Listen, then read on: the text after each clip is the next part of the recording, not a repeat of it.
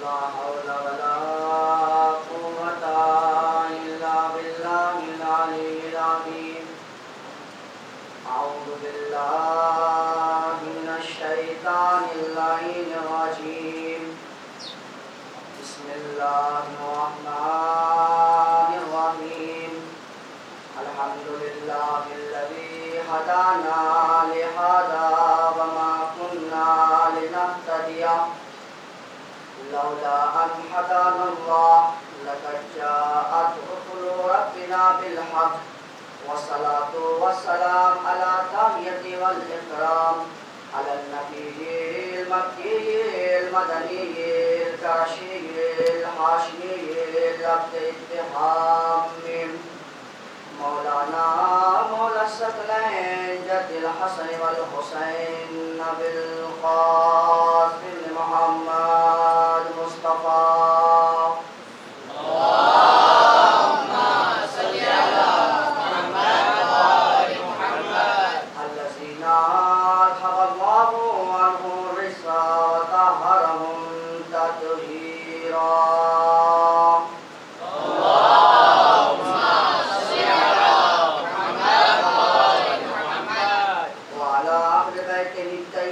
الطاهرين المعصومين المظلومين ولعنة الله على أعدائهم أجمعين من يومنا هذا إلى قيام يوم الدين. أما بعد فقد قالت فاطمة الزهراء سلام الله عليها: إن السعيد حق السعيد كل السعيد من أحب عليا في حياته أو بعد مماته.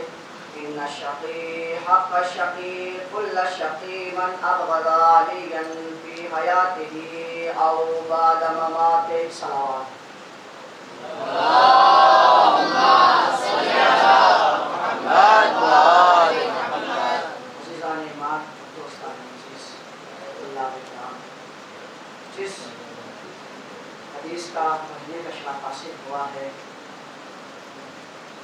اس میں مولائے کائنات کی شریک حیات ارشاد فرما رہی ہیں: ان السعید حق السعید کل السعید من احب علیا فی حیاتہ او بعد مماتہ. بے شک کامیاب ہے وہ شخص اور حقیقی کامیاب ہے وہ شخص اور مکمل کامیاب ہے وہ شخص جو من احب علیا فی حیاتہ او بعد مماتہ، جو علی سے محبت کرے ان کی حیات میں اور یا ان کے مر جانے کے بعد. اور ان الشقی حق الشقی کل الشقی من ابغض علیا فی حیاتہ او بعد مماتہ. اور بدبخت ہے وہ شخص اور حقیقی بدبخت ہے وہ شخص اور مکمل بدبخت ہے وہ شخص جو مولائے کائنات علی بن ابی طالب سے بغض رکھے ان کی حیات میں یا ان کے مر جانے کے بعد. یہ کون ارشاد فرما رہی ہیں؟ یہ وہ ارشاد فرما رہی ہیں جو مولائے کائنات کی شریک حیات ہیں. کیا کہ جو شریک حیات ہیں جب یہ بہادر مولائے کائنات کے گھر پر آئی، جب گھر پر آئی تو رسول اسلام دوسرے دن رسول اسلام مولائے کائنات کے پاس آئے اور آنے کے بعد کہتے ہیں: اے مولا، اے امیر کائنات، اے علی، تم نے میری بیٹی کو کیسا پایا؟ تم نے میری بیٹی کو کیسا پایا؟ تو امام علیہ السلام نے ارشاد فرمایا کہ میں نے فاطمہ کو عبادت خدا میں بہترین مددگار پایا.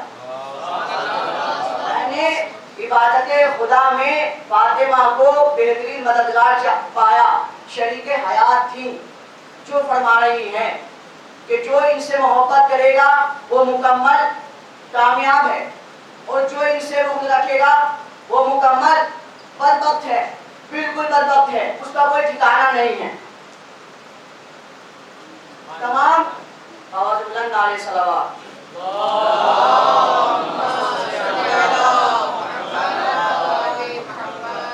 عزیزان ایمان، طلاب ذوی احترام، کہ جس یعنی ہمارے یہاں تمام صحابہ ہمارے لیے معتبر ہیں، تمام صحابہ ہمارے لیے معتبر ہیں. اگر ان کے پائے قدم کی خاک مل جائے تو سرمگی کے لائق ہیں۔ تمام صحابہ ہمارے لیے معتبر ہیں، مگر شرط یہ ہے کہ وہ علی کے تابعدار ہوں۔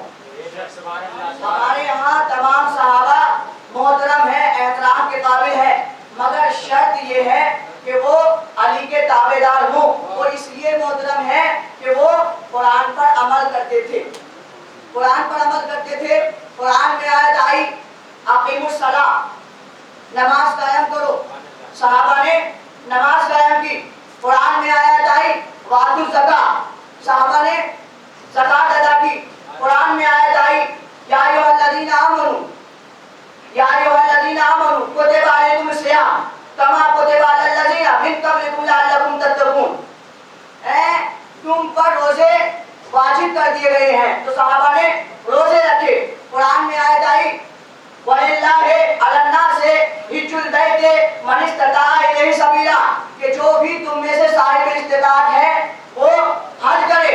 تو صحابہ نے استقبال کیا، صحابہ عمل کرتے رہے۔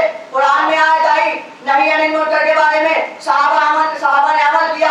قرآن میں آیت آئی امر بالمعروف کے بارے میں، صحابہ نے عمل کیا۔ قرآن میں آیت آئی خمس کے بارے میں، صحابہ نے عمل کیا۔ قرآن میں آیت آئی جہاد کے بارے میں، صحابہ نے جہاد کیا۔ قرآن میں یہ نہیں کہا تھا کہ تم جہاد کرو تو بھاگ جاؤ، قرآن میں یہ نہیں لکھا تھا کہ جہاد کرو تو بھاگ جاؤ۔ تو اب سمجھ میں آیا، نماز کی آیت آئی تو صحابہ نے عمل کیا، نماز کی آیت آئی صحابہ نے عمل کیا، زکات کی آیت آئی صحابہ نے عمل کیا، آیتیں آتی رہی صحابہ عمل کرتے رہے، آیتیں آتی رہی صحابہ عمل کرتے رہے، آیتیں آتی رہی صحابہ عمل کرتے رہے۔ تو اب میرا کہنے کا دل چاہتا ہے ارے جو آیتوں کا انتظار کرے انہیں صحابہ کہتے ہیں، آیتیں جس کا انتظار کرے وہ صاحب الزمان ہے۔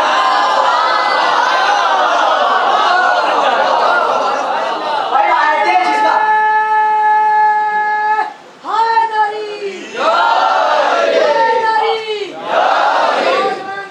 صحابہ آتے رہے، آیتیں آتی رہی، صحابہ عمل کرتے رہے، صحابہ عمل کرتے رہے۔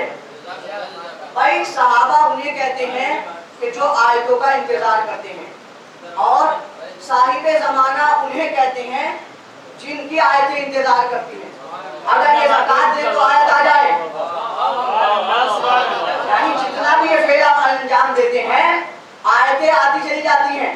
رسول اسلام نے ارشاد فرمایا ربا تالی القرآن والقرآن یلنہ، کہ کتنے ہی قاری قرآن ایسے ہیں کہ قرآن ان پر لعنت بھیج رہا ہے، کہ کتنے ہی رسول اسلام ارشاد فرما رہے ہیں کہ کتنے ہی قاری قرآن ایسے ہیں کہ قرآن ان پر لعنت بھیج رہا ہے۔ ہمارے فیروز صاحب نے کہا تھا استاد محترم نے کہ جتنے بڑے قاری قرآن تھے یہ اتنے ہی بڑے اندھے تھے،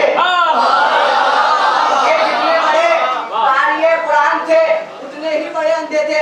میری سمجھ میں نہیں آئی حدیث کہ رسول نے ارشاد فرمایا کہ تمام قاری قرآن جو ہیں وہ کیا ہیں، جتنے بھی قاری قرآن ہیں ان کو قرآن کیا کر رہا ہے، لعنت کر رہا ہے۔ میری سمجھ میں بات نہیں آئی۔ میں نے دست ادب جوڑ کر معصوم سے سوال کیا کہ کیوں لعنت کر رہا ہے قرآن، کیوں لعنت کر رہا ہے؟ تو معصوم نے جواب دیا کہ نادان تو نہیں جانتا جو اہل بیت کا منکر ہے اس پہ لعنت ہی ہوگی، جو اہل بیت کا منکر ہے اس پر لعنت ہی ہوگی۔ بابا جب اللہ نعرہ صلوات۔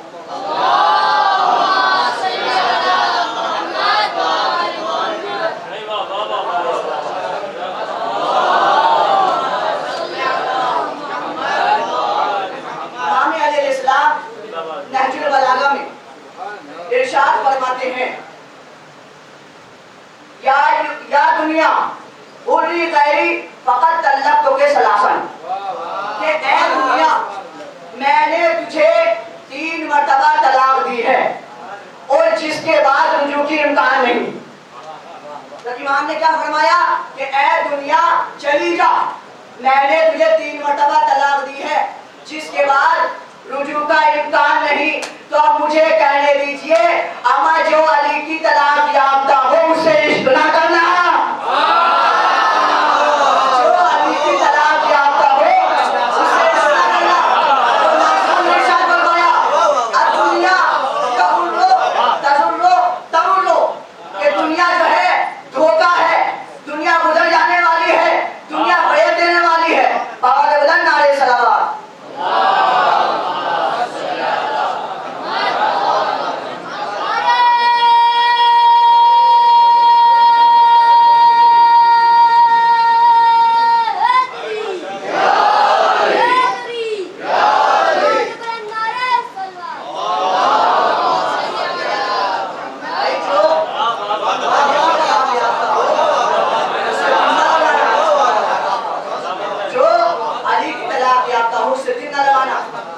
نہج البلاغہ کے 30ویں خطبے میں امام علیہ السلام ارشاد فرماتے ہیں اما واللہ لقد تقمصها فلان۔ فلان آپ خود سنیے گا کہ کیا فرما رہے مولا کائنات نہج البلاغہ کے 30ویں خطبے میں، اما واللہ لقد تقمصها فلان، کہ میری خلافت کی قمیص کو دوسرے نے زبردستی پہن لیا ہے۔ میری خلافت کی قمیص کو، میری خلافت کے پیراہن کو دوسرے نے، کسی نے زبردستی پہن لیا ہے۔ اس کے صحیح نہیں آ رہی تھی پھر بھی زبردستی پہن لی۔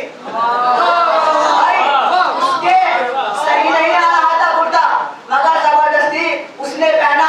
اب جب اس کے صحیح نہیں آیا تو دوسرے نے، پہلے نے اتارا دوسرے نے پہن لیا، پہلے نے اتارا دوسرے نے پہن لیا، اس کے بھی صحیح نہیں آیا۔ بھائی جس کا کرتا ہوتا ہے اس کے صحیح آتا ہے۔ اب جناب یوسف کا واقعہ آپ نے سنا ہوگا کہ جناب یوسف علیہ السلام سے جناب یعقوب، جناب ابراہیم کا کرتا جناب یعقوب علیہ السلام تک آیا۔ اب جیسے ہی جناب یعقوب علیہ السلام کے پاس کرتا آیا، ان کی بیٹی بار بار کہہ رہی تھی کہ بابا جان میں جانتی ہوں یہ نبوت کا کرتا ہے، جو بھی آپ کی نسل میں نبوت کا حقدار ہوگا اس کے لیے کرتا صحیح آئے گا۔ بھائی بڑے بڑوں نے پہن کر دیکھا، بڑے بڑوں نے پہن کر دیکھا مگر کرتا صحیح نہیں آیا، تو میں کہوں گا ارے عقل کے اندھو، اس پیراہن سے دس لیا ہوتا، اس پیراہن سے دس لیا ہوتا کہ پاؤں بلند نعرے صلوات۔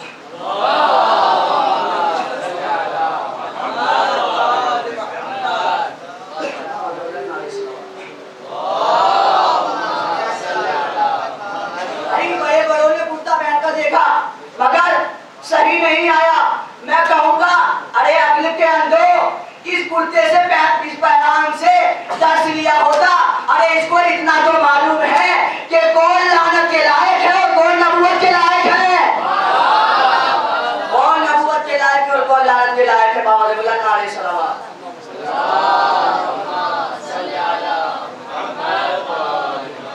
بھائی لوگ ہم پہ اعتراض کرتے ہیں کہ آپ ہر جگہ علی، ہر منٹ علی، ہر محفل علی، ہر بازو میں علی، ہر مجلس میں علی، ہر جگہ علی، ہر جگہ علی، ہر وقت علی علی کرتے رہتے ہیں، علی علی کرتے رہتے ہیں۔ تو میں کہوں گا کہ خیبر میں بھی علی، خندق میں علی، احد میں علی، صفین میں علی، نہروان میں علی، ہر جگہ علی ہے۔ اما اگر تمہارا بھی کسی میدان میں کوئی ٹکا ہو تو اس کو بھی لاؤ۔ میدان میں کوئی ٹکا ہو تو ہم اس کا بھی ذکر کریں، نہیں ایسے نہیں۔ اب سنیے گا، اب سنیے گا، باوجہ بلند نعرے صلوات۔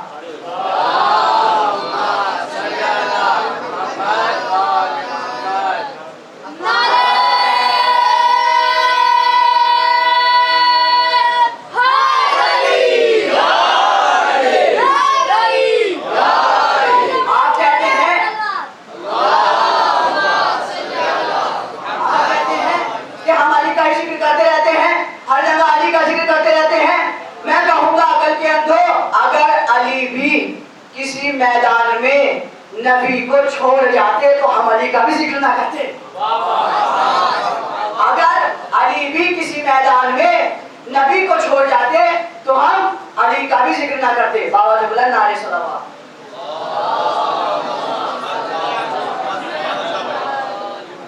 بس عزادارو، اگر دیکھا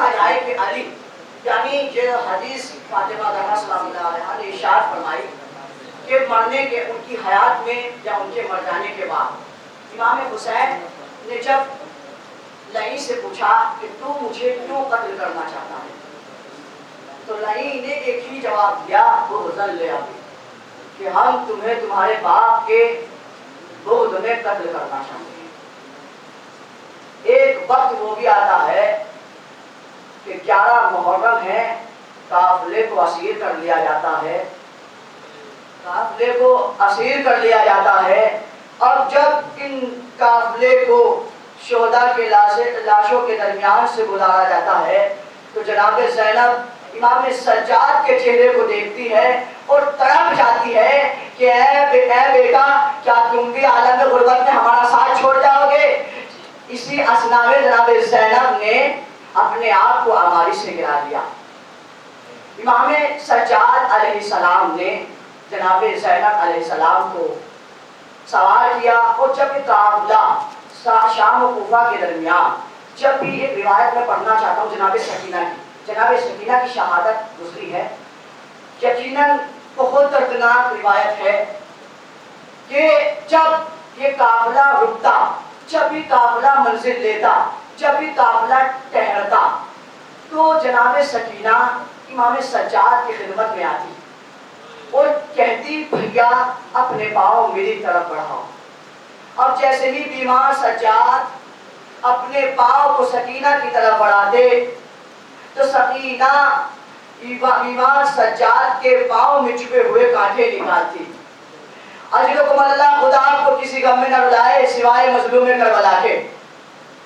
سکینہ بیمار سجاد کے پاؤں میں چھپے ہوئے کانٹے نکالتی جاتی، اور جب بیمار سجاد کو سکون ملتا تو سکینہ اتنا لمبی سوال کرتی کہ 40 برس تک میرا امام اسی لیے رویا ہے۔ اداکاروں گھر کی تمنا تھی، جیسے ہی امام سجاد سے سکینہ نے کہا کہ بھیا میں سوال کرنا چاہتی ہوں، جناب سجاد تڑپ گئے اور جناب سکینہ نے کہا اچھا بتاؤ کہ تمہارا سوال کیا ہے؟ جناب سکینہ نے آسمان کی طرف رخ کیا اور کہا بھیا ارے آپ بھی گھر سے دور ہیں، آپ ملاحظہ فرمائیں گے کہ جب جناب سکینہ نے آسمان کی طرف رخ کیا اور کہا بھیا یہ بتائیے کہ یہ پرندے کہاں جا رہے ہیں، ارے جیسے ہی جناب امام سجاد نے جواب دیا ارے بہن سکینہ یہ پرندے اپنے گھروں کو واپس جا رہے ہیں، ارے جیسے ہی سکینہ نے گھر کا نام سنا تڑپ گئی اور کہنے لگی کیا بھیا کوئی شام ایسی آئے گی کہ ہم بھی گھر جائیں گے؟ ارے یہی سکینہ تھی کہ شام کے زندان میں گھر کی تمنا لے کر